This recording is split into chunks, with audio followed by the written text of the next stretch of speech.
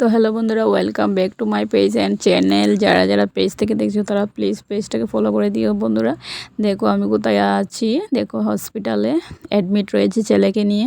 এই কিছুদিন ধরে না আমি ভীষণ ব্যস্ত, কেননা হসপিটালের বাড়ি দৌড়াদৌড়ি করছি। বাড়ি থেকে আমার ভাইয়ের মেয়ে এসেছিল ডাক্তার দেখাতে, তো তাদের সাথে অনেক দিন কেটে গেলো। তারপর দেখো আমার ছেলের একটা ছোটোখাটো সার্জারি হয়েছে, তো এর জন্য আমি সারাদিন তোমাদের কিছু বলিনি, কেননা এত টেনশন।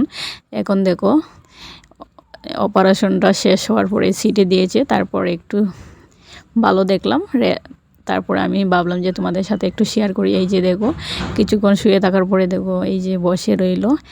আর আমি বয়সটা দিইনি, কারণ অনেকজন রুগী এখানে রয়েছে আর অনেক কেসামিচি রয়েছে। হসপিটালে আছি জানোই তো।